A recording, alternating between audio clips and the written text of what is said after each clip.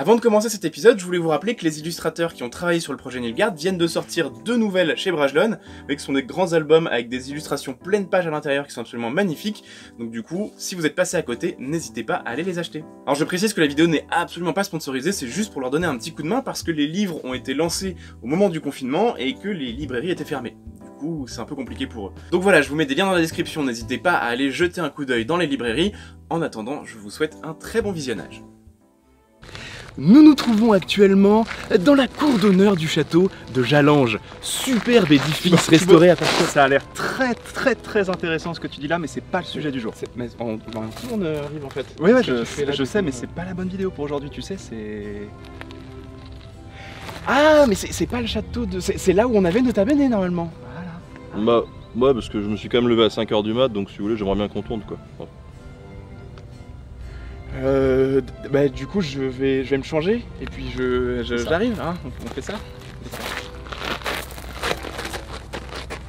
Franchement, la série The Witcher sur les costumes, on aurait pu faire mieux. On aurait dû faire mieux. J'ai donc réuni 11 courageux avec moi pour expérimenter des tenues plus crédibles et plus cohérentes. Ils vont vous faire découvrir à travers leurs yeux que l'histoire est la meilleure source d'inspiration pour le cinéma et que la réalité a souvent bien plus d'imagination que ne peuvent en avoir nos rêves. Bienvenue dans le projet Nilfgaard.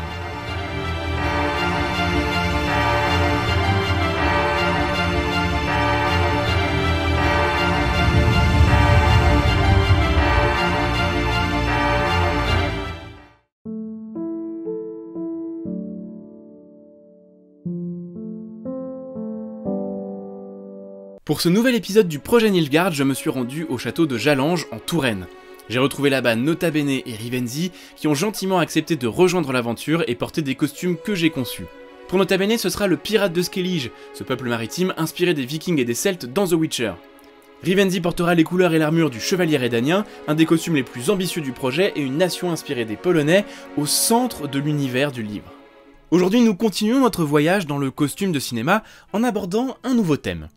Finalement, comment travaillent les costumiers de cinéma? D'où est-ce qu'ils viennent? Pourquoi on se retrouve trop souvent avec des costumes ratés?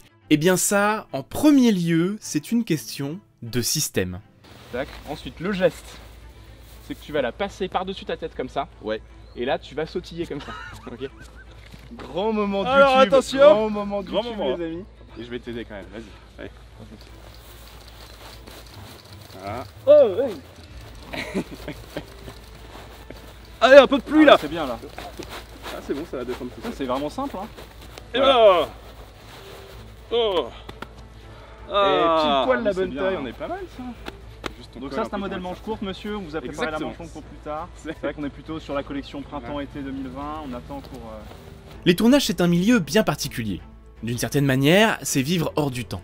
Pour ceux qui aiment ça, c'est comme une drogue, ils ne pourraient pas faire autre chose. C'est un style de vie à part, un rythme à part, où l'on vole de projet en projet sans horaire ou presque, avec des logiques et des habitudes particulières. C'est un métier de projet plus que de régularité, où des phases avec une intensité maximale peuvent s'alterner avec des phases d'un ennui mortel.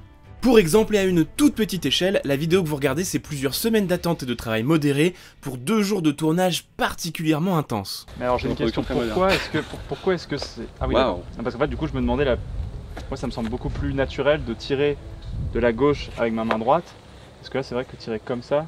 Alors je vais te montrer, c'est pour une raison très simple. Là, si je veux dégainer avec ma main là, c'est-à-dire comme on fait sur du médiéval, en fait je vais pas réussir à aller la chercher mon épée, parce que je vais être coincé. Par contre là, je peux tout à fait le faire, et il va être embêté. Comme ça. En fait voilà, t'es comme ça, Et voilà. et tu la sors sur la haut. Ah oui, bah, je vois, c'est... Et au bout d'un moment, ça devient complètement naturel. Bien souvent, c'est un milieu où les gens restent beaucoup entre eux, entre personnes qui peuvent comprendre pourquoi ça les fait vibrer et s'adapter à ce style de vie. Et c'est aussi vrai professionnellement en interne, c'est-à-dire qu'une fois qu'un réalisateur ou un producteur a trouvé son équipe, il en change finalement assez peu. Une fois qu'il a trouvé les professionnels pour l'entourer, avec qui il se sent bien et peut créer comme il en a envie, il a tendance à les garder. Qu'est-ce qu'il nous manque? Il nous manque évidemment Le boubou, le bouclier. le bouclier par là. Voilà. Parfait. Et ben voilà. Et voilà. Aïe aïe aïe aïe aïe. Je peux te dire que pas mal là. Hein. Comment tu te sens? Ah, écoute, j'ai envie d'aller à l'assaut de petits monastères là. Je le sens bien. C'est l'inspiration du costume. Ah ouais, Les monastères. je sens qu'en moi là j'ai envie de piller là.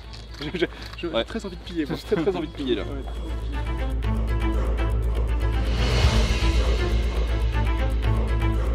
Vous commencez à comprendre où je veux en venir. Et oui, c'est pareil pour les costumiers et les responsables de l'aspect visuel des personnages. Ce n'est pas systématique, mais fréquent. Et finalement, si le réalisateur et sa production ont une équipe de direction artistique qui est spécialisée dans les années 60, et très forte là-dessus, eh bien si son film suivant est un film médiéval, ils vont avoir tendance à ne pas changer d'équipe. Alors que cette équipe, eh bien elle connaît peu de choses à la question, mais doit quand même faire ce qu'elle peut pour faire le boulot. Donc là, grosse cuirasse. Légèrement articulée quand même pour que je puisse bouger. Au niveau du bassin. Mais il a C'est moins quand de même pratique. couches. Il a moins de couches, mais je suis pas sûr de vouloir être à sa place. T'as moins de couches. Je suis désolé. Ah oui, c'est vrai. Ça va, on est bien? Écoute, ça va. Je regrette presque de l'avoir rencontré il y a un peu moins d'1 an maintenant, mais ça va. Ok. Ah bah c'est... Mais ouais. T'as dit oui, c'est ça le problème, c'est que C'est t'as dit oui. le problème. Voilà. C'est qu'il a dit oui, c'est bien Les ça bras le problème. Les bras. Alors, De la même façon, les conseillers historiques, scientifiques, techniques ou militaires, eh bien ils sont souvent un peu en dehors des équipes, parce qu'ils ne sont là que pour un film, avec un statut particulier, et un travail qui n'est pas vraiment vital pour la création. Ainsi donc, leur avis passe après celui de la production, du réalisateur, de l'acteur vedette, du directeur artistique, du costumier, bref d'une grande partie de l'équipe, qui pourtant ne connaît pas forcément correctement le sujet traité. Ils inventent des choses quand même. oula, ça va vous êtes assis devant votre canapé, vous êtes à la fraîche là. À la fraîche. Vous attendiez la vidéo depuis longtemps, vous vous êtes dit que ça allait être sympa. Ça l'est. le seum. Pas pour tout le monde, mais ça l'est. Ça l'est. Laissez-moi vous dire que ça l'est. On va essayer ça déjà, voir si l'articulation fonctionne, parce que tu vois, elle a été conçue celle-là pour avoir l'articulation pile poil. Bouge avec ça. C'est pas parfait. Ouais, j'ai l'impression qu'elle vient ici en fait. Elle vient à l'intérieur de ma cuirasse. Ah, c'est top. C'est fou. Je pourrais dire à ma mère, maman, dis-toi, C'est ça. je connais un pote. Ouais. Mieux, pas parfait, mais mieux. Pas parfait, mais mieux, ouais. C'est du costume de série cinéma, ça ira très bien. Récapitulons. On a d'un côté des costumiers et accessoiristes qui doivent faire ce qu'ils peuvent en fonction de ce qu'ils ont en tête, sur un sujet qu'ils ne connaissent pas et du temps qu'ils ont. Autrement dit, ça s'annonce compliqué. Les conseillers qui pourraient aider sont globalement assez peu écoutés, quand ils peuvent réellement s'exprimer. Ajoutons à cela une vieille habitude importante dans ce milieu qui consiste à ne jamais faire ou forcer ou remettre en question le travail de quelqu'un d'autre pour ne pas menacer des places déjà fragiles. Concrètement, cela veut dire qu'en tant que décorateur, il m'est quasiment impossible de suggérer à la costumière de faire plutôt ceci ou cela, ou de brancher la prise de la lampe du décor parce que c'est le rôle de l'électricien. C'est admirable de solidarité, mais du coup cela cloisonne énormément les métiers et les professionnels d'un projet. C'est mieux. C'est vrai qu'entre les deux armures, t'as le choix entre soit être ouais, comme dans une cocotte quoi. Ouais, ça. Tu fais la cuisine ou Ou elle est étouffée. Le mien c'est plus en mode tu sais genre t'es malade et du coup il faut qu'on te fasse suer avec 40 C'est clair. couches en laine. Ok, next. Oh là là, c'est chou. Pour faire des omelettes aussi. Ah oui, c'est ça. Ah tu sais c'est ça qu'il faudrait que tu fasses. Une omelette. Genre une émission de cuisine mais en armure. Tu vois. Ça serait Genre drôle. quand tu dois essayer de casser des œufs avec des trucs comme ça. C'est une super idée. Attends, passe encore un peu mon poignet. Tout mis bout à bout, en fait les costumiers sont bien souvent seuls à devoir faire avec la pression des fantasmes du réalisateur et de la production, les leurs idées préconçues aussi, et les moyens qu'on leur donne, sans parler du temps. Il est alors aisé de comprendre pourquoi beaucoup de costumes historiques ou d'inspiration historique sont ratés. S'il n'y a pas une volonté dans la création de laisser le temps à tout le monde de s'exprimer, faire les choses correctement et faire appel à de vrais connaisseurs qu'on écoute un minimum, les costumiers font de leur mieux avec ce qu'ils ont, et ce n'est pas toujours uniquement de leur faute. Et voilà. On a un très beau chevalier raisonnien ici Et là, terminé. Si tu zoomes un peu par là, on voit la vapeur qui sort du. qui sort du Tu casque. t'as tes yeux au niveau des yeux ou pas? Voilà, c'est bon. Ok. Là, c'est bon, ouais. Bah voilà. Allez, c'est tout pour moi. Bonne soirée. Bonjour. Comment qu'ils vont ceci? Ça pète un peu, non? Pas mal.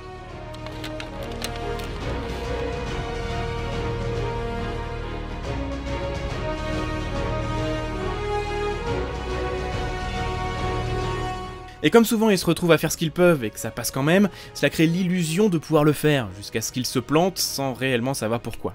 Nous en reparlerons et je vous montrerai dans la prochaine vidéo pourquoi et comment ces costumes ont été conçus. En attendant, porter des armures pour les photos c'est bien beau, mais il faut pouvoir s'en servir et bouger avec. Pour ça, j'ai proposé une activité un peu originale à nos deux aventuriers, un bon match de tennis.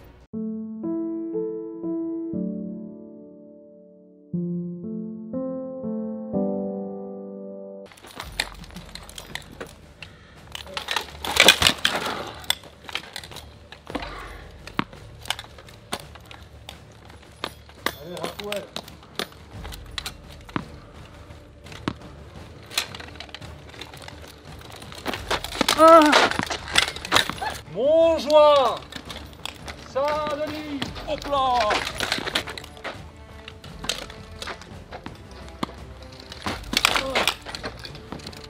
Hop, Montjoie, Saint-Denis.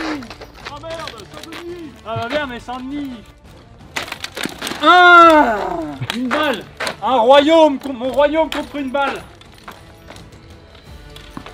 Ah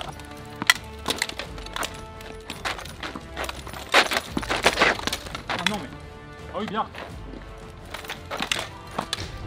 Ah ah. On voulait faire le malin. Ce qui importe, c'est pas la force de frappe. Ce qui importe vraiment, c'est la précision. C'est la précision. Allez, on se bouge le cul. Allez.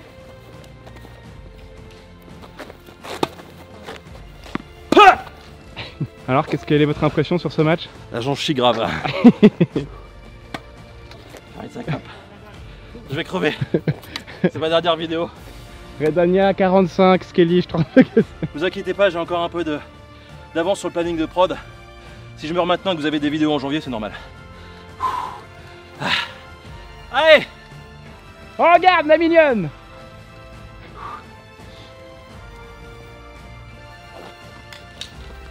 Allez. Oui. Allez.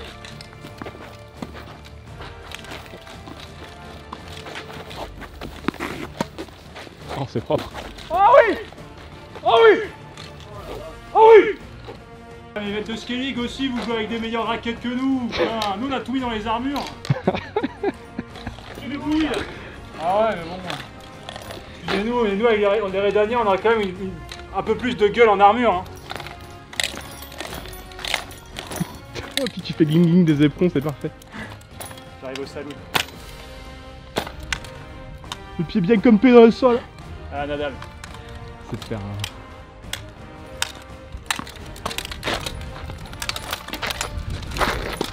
Ah.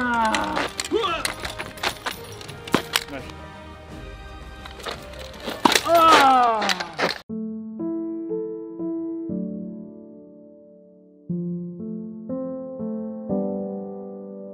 Messieurs, la journée se termine et vous avez eu un peu chaud, on a eu un peu chaud, on peut le dire. Un peu chaud.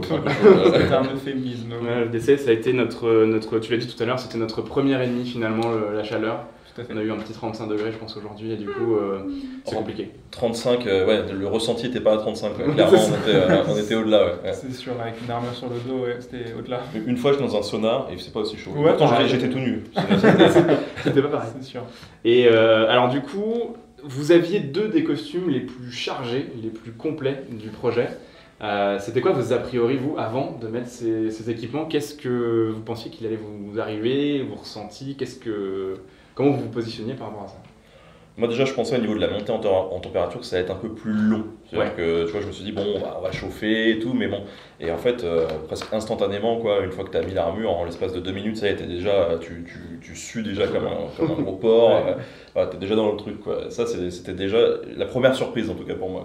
Quoi. Ouais, moi c'était le fait que l'armure m'allait plutôt bien parce qu'on avait déjà testé une armure et c'est vrai que les quelques fois c'était pas très bien ajusté à des endroits, donc j'avais un petit peu peur que de repasser un bon moment encore une nouvelle fois en armure avec l'impossibilité de vraiment bien bouger mes jambes, mes bras. C'était pas du tout le cas aujourd'hui, je pouvais m'asseoir, je pouvais m'allonger, donc c'était plutôt agréable à ce niveau-là. Ouais, j'étais assez surpris par l'aspect plutôt gainage du truc. J'avais l'impression que tout était bien en place et que j'étais musclé, tu vois, et voilà. C'était plutôt agréable. Les organes étaient bien gardés. Ouais, Ça vous a mis dans une situation quand même assez peu courante dans ce genre d'éléments, c'est-à-dire faire un tennis. Mais finalement, faire un tennis, c'est quoi? C'est donner des coups, avec un objet contondant, avoir des phases un peu d'attente, avoir des phases très énergiques, on va donner des coups, on va peut-être courir un petit peu et tout ça. Finalement, c'est un peu une situation de combat dans laquelle je vous ai mis, une reproduction de situation de combat. Et vous avez pu faire une expérimentation, même si c'était drôle, du type de ressenti qu'on peut avoir sur du combat. Qu'est-ce qui a été vos impressions par rapport à ça et à vos équipements respectifs? Ouais. Bah en fait, moi c'était le fait avec la chaleur, avec le poids de l'armure qui pesait aussi sur le dos. Je pensais vraiment pas que j'allais réussir à faire un tennis. Je pensais que vraiment on allait faire 2 balles et c'était terminé. Mais au fur et à mesure, déjà quand je suis arrivé sur le terrain, je me suis dit ok, on va le faire, on va y aller, on va jouer le jeu à fond. Et une fois que tu es dedans, en fait, ça va, quoi. Tu vois, il faut, c'est clair, tu as chaud. Mais une fois que tu arrives à comprendre les limites de ton armure, ce que tu peux faire, pas faire, bah, du coup, tu vas t'adapter à là recevoir une balle. Mais j'imagine c'est se battre aussi. Donc, comment est-ce que tu peux lever ton bras, frapper la balle, reculer, la frapper un peu plus tard pour bien adapter à ce que tu as sur le dos. Donc, c'était pour ça aussi assez intéressant, je pense, parce que tu peux transposer ça entre gros guillemets au combat aussi, je pense. On reste quand même hyper mobile, quoi. Et ça, ouais, c'est assez fou. Alors après, voilà, ça tient quand même chaud. C'est-à-dire que moi aussi, je pensais pas qu'on durait aussi longtemps. Et en plus, moi, je suis pas vraiment quelqu'un de sportif. Et là, je sais pas combien de temps on a tenu, peut-être un quart d'heure, 10 minutes. Et voilà, pour le coup, c'était plutôt cool. Mais c'est vrai qu'il y a cette montée progressive en température. Et même si on le sent pas trop, on le sent quand même. C'est-à-dire que mine de rien, il y a le poids de l'armure et tu sens que bon, tu tapes des sprints, tu t'arrêtes, voilà, tu donnes un peu de puissance dans la balle. Tout ça fatigue quand même un peu plus que si on le faisait sans armure. Tu vois, on sent quand même qu'on porte un truc, quoi. C'est pas ultra fluide, mais c'est quand même assez fluide. Je pensais que quelque chose d'important pour vous, ça a été qu'à partir du moment où vous étiez en armure, en équipement, que ce soit le regard des autres ou votre propre sensation, vous a impulsé le personnage que vous étiez censé incarner. Sans même que je vous explique dans le détail pourquoi, comment, d'où il sortait le personnage, un background particulier, vous ressentiez ce personnage. Et ça s'est senti un petit peu sur le cours de tennis, puisque à un moment, vous vous êtes mis à être un peu plus... Arrête, dans l'idée de c'est un combat, c'est... voilà, il y a un enjeu, on défend nos pays respectifs. On doit aller prendre l'âne dans le champ d'à côté et de revenir dessus, avec une épée. Ouais, après je me suis un peu retenu, parce que je voulais pas non plus... Tout à fait. Et du coup, vos sensations par rapport à ça, d'incarnation de costume qui vous impulse le personnage, c'était quoi? Bah, je sais pas, quand tu mets l'armure, tu sais, t'as un peu une impression d'être un bonhomme, quoi, tu vois, d'avoir un peu la force. Moi, j'arrivais même pas à plier les bras le long du corps, tu vois, j'étais le mec trop bodybuildé, tu vois. Et, non, mais c'est vrai qu'en plus, tu te sens protégé, en plus. Donc, quand tu te sens protégé comme ça, tu te dis, vas-y, je peux tout faire, quoi. Et c'est vrai qu'avoir toute cette armure, tu vois, c'est un peu, en même temps, quand t'es gosse et tu vois, que tu regardes des illustrations, tu regardes des dessins animés, des choses comme ça, t'as envie d'être un peu là-dedans, et le fait d'avoir cette armure-là, tu te projettes vachement aussi. Et je pense que t'as cette image hyper cinématographique de toi-même quand tu fais des trucs qui fait que en fait, tu rentres encore plus dans le jeu d'acteur, tu vois, ça se nourrit en fait. Moi je me voyais en slow-mo tout le temps. Ah ouais. Je me faisais en slow-mo marcher et tout comme ça. Je pense que c'était le cas parce qu'il faisait trop chaud, du coup je pense que je marchais tout doucement. Mais non, mais c'est vrai, il y a ça, déjà quand tu portes l'armure, tu as cette sensation, la responsabilité de porter tout ça, que ça a été préparé pour toi et que du coup tu t'essaies de faire ça, de gérer au mieux, quoi. Mais il y a aussi le regard des autres en fait, tu vois, les gens, comme tu le disais, quand ils te regardent, tu sens que, ils voient qu'on te rajoute les armures, ils sont en mode, c'est stylé, quoi, tu te fais, punaise, ok, là, eux aussi, par le regard des autres, tu rentres aussi dans ton personnage finalement. Et oui, en fait, ça te conditionne, en fait, je trouve, à habiter l'armure, à habiter un personnage si ça devait être le cas, à le connaître parce que du coup tu en connaîtrais ses limites physiques mais aussi physiologiques avec cette armure. Imaginez de comment est-ce qu'il en est arrivé là, qu'est-ce qu'il y a sur son armure qui peut représenter son passé, pourquoi est-ce que lui il a un pan sur son casque, pourquoi il a des ailes, c'est lié à sa famille, lié à son passé combattant. Donc il y a plein de choses à tirer d'un costume comme ça et c'est vraiment chouette. Ouais, puis il y a le côté sensoriel aussi un petit peu qui est dans le jeu où là pour le coup les armures elles étaient quand même très clean, elles sont toutes neuves, voilà, et mine de rien, tu vois, on a les peluches du grand bison, on a la sueur, là j'ai de la terre sous les ongles, tu vois, et tout ça fait que tu sens le fer aussi du casque, t'as tout ça, ou le gras, tu vois, et donc t'as tout ça aussi qui rentre. C'est une expérience qui est multisensorielle. Ouais, carrément. Un comédien dont c'est le métier, ce qui n'est pas votre cas, un comédien dont c'est le métier, on lui met ça, il a plus besoin de jouer son personnage, il le devient naturellement. et le costume lui impulse quelque chose, et ce serait finalement plus pratique pour des comédiens de métier d'avoir des costumes qui soient quelque part plus réalistes, historiquement parlant, parce qu'ils pourraient jouer dedans, d'autant plus que là on est dans des conditions assez difficiles, t'as porté quand même l'armure pendant facilement 2h30, et toi au moins 1 heure ce matin et 3/4 d'heure, 1 heure cet après-midi. C'est des conditions qui sont difficiles, en plein soleil, sans assistant, sans possibilité de vous asseoir. C'est vraiment des conditions difficiles qu'on n'a pas sur un tournage pro où tu peux vraiment t'asseoir entre chaque prise, avoir un assistant qui t'apporte à boire et tout ça. Finalement, ce serait plus facile, à mon sens, en tout cas je l'ai toujours cru, pour des comédiens d'avoir des vrais équipements et que du coup ils n'aient plus qu'à jouer leur ligne de dialogue parce que tout le reste, ils le vivent déjà. Qu'est-ce que vous en pensez de ça? Mais en fait, le truc, c'est que moi, après, je sais pas, est-ce qu'une armure qui est pas histo est plus confortable ou pas?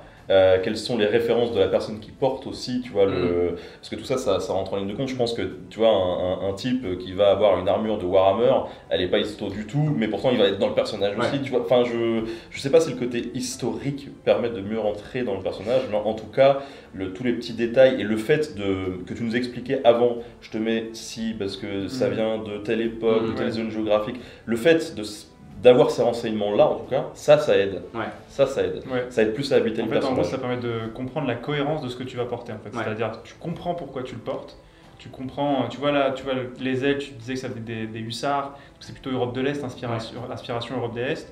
Et ben moi, du coup, ça me permet de plus me projeter, de comprendre pourquoi est-ce que tu le mets là. Quand tu expliquais aussi sur le costume de Ben, tu récupérais des inspirations vikings, celtiques, gauloises. Et bien, en fait, chaque élément d'armure, même s'il était d'origine différente, le fait que tu expliques pourquoi est-ce que dans l'intérêt du personnage de Ben, eh ben, c'était cohérent, eh bien, ça permettait de se projeter aussi, tu vois, de faire en sorte que le personnage il prenne vie en fait, en face de toi. Ouais, moi j'avais envie de piller un monastère. Ouais. On a pas loin. Spontanément comme ça. On a dû le retenir. Ouais, exactement. Physiquement. Non, alors en fait, la plupart des costumes de théâtre, en théâtre c'est encore pire, mais de cinéma, de télé, de théâtre, sont faits de manière à ce qu'ils soient les plus légers possibles et les plus où tu puisses bouger dedans comme si tu étais en t-shirt. Et du coup, il n'y a pas cette impulsion dont vous parliez de « ok, ça je peux pas le faire, ok, les odeurs, ok, le poids et ça ». Ces impulsions-là, elles n'existent pas, elles n'y sont pas. Et en fait, le comédien peut faire un peu ce qu'il veut dedans, mais du coup, il est obligé de jouer son costume en plus de son propre rôle. Donc fatalement, ça est un costume qu'il ne connaît pas, dont il ne connaît pas la nature, l'existence réelle. Et donc du coup, c'est comme ça qu'on se retrouve à l'écran avec des choses qui sont des non-sens. Pour tel ou tel équipement, parce que l'équipement lui-même n'est pas compris. Et c'est pas la faute des comédiens, hein, c'est la faute de ce côté où on estime que il faut pas faire des choses cohérentes. C'est une dérive du cinéma et de la télé ces dernières années. Et justement, le projet Nilfgaard, auquel vous venez gentiment de participer, a pour but aussi de montrer que on peut ne pas faire de l'historique. Vos deux costumes n'avaient rien d'historique. Mais par contre, ils étaient d'inspiration historique, avec des pièces d'inspiration historique et des logiques qui y répondaient. Et on arrive quand même à quelque chose de cohérent, qui vous impulse finalement le jeu, sans qu'on ait besoin de faire des costumes un peu fantastiques qui ne reflètent pas grand-chose. Oui, et c'est sûr que, tu vois, enfin, moi j'avais regardé un petit peu de Béour, je n'ai pas pratiqué, mais j'en ai regardé un petit peu avant, et la chose qui m'avait frappé lors du premier match de Béour que j'ai regardé, c'était de voir l'état dans lequel les gars étaient au bout de 3 minutes, et de me dire, bah voilà, ce qu'on voit au Cinoche avec les types qui sont dans une bataille pendant 3 heures non-stop à se taper sur la gueule, c'est pas possible, c'est pas possible, parce qu'en fait là je le vois, il y a des types en 3 minutes, ils sont raides, quoi, ils en peuvent plus, ils sont là, ils allaitent, ils sont entraînés, et au bout du 5e round, les gars ils sont par terre, et pitié, enlevez-moi l'armure, quoi. Et là le fait d'en porter une, c'est une étape encore supplémentaire pour moi, qui en plus, je ne suis pas entraîné, et où je me dis, bon, effectivement, une charge comme dans un film, je charge dans le tas, je donne 2 coups d'épée, et au bout de 2 coups d'épée, je fais pas mort, s'il vous plaît, les gars, on reforme les lignes, on va aller boire un coup, on se donne rendez-vous dans 2 heures, ok. Et c'est là que tu comprends l'intérêt des formations. Parce que les formations te permettent d'économiser un maximum ton énergie. Et c'est pour ça qu'en fait, tu regardes tous les combats historiques, contrairement à ce qu'on pense par rapport à la télé ou au cinéma. Les 3 quarts à 99% des combats historiques sont des combats en formation qui te permettent justement d'avoir des phases de « Ok, maintenant les gars, on respire. Ok, c'est bon. Maintenant, hop, on rentre dedans. Hop, là, on repart respirer parce qu'on peut plus sinon. » Et de s'économiser avec des batailles qui vont réellement durer 3 heures. mais où tu ne combats pas pendant 3 heures. Et c'est un peu cette connaissance du matériel qui permet aussi de comprendre ça et qui permettrait, en tout cas au cinéma, d'avoir des choses un peu plus réalistes. Sachant que ça se fait déjà, puisque c'est ce que je disais, le meilleur exemple de combat en formation grecque qui existe, c'est 300. Alors que c'est le film un des films les moins justes historiquement possible qui soit, mais pourtant dans 300 c'est prenant quand ils se battent. Et à part les moments où ils sortent des lignes, quand ils tiennent leur ligne et que les Perses poussent derrière et qu'ils essayent de pousser eux-mêmes en donnant des coups, ça c'est très réaliste. Donc il y a moyen de faire quelque chose qui soit spectaculaire, dans le respect de l'équipement, dans le respect de l'histoire, enfin de l'histoire ou d'une inspiration crédible de l'histoire, et en même temps d'économiser aussi, d'économiser les comédiens, tout en leur impulsant ce truc-là, et c'est un peu ce que je voulais voir avec vous aujourd'hui, et merci beaucoup d'avoir participé avec moi à cette expérience. J'espère que ça en a été une pour vous aussi. J'espère qu'il n'y aura pas tout à fait de deuxième tout de suite, le temps qu'on s'en remette un petit peu. Eh bien, puisqu'on en parle, demain Non, vraiment, là, vous avez vraiment tout donné aujourd'hui, et c'est cool, parce que vous avez vraiment joué le jeu à fond, et donc vraiment merci encore. Merci pour l'invitation. Merci pour l'invitation. C'était cool de porter c'est super sympa, très content de faire ça avec Ben et avec toi, pour le coup, c'était très chouette. On a passé une très bonne journée. Sur ce, je vous remercie d'avoir regardé cette vidéo. On se retrouve très rapidement pour un nouvel épisode du projet Nilfgaard.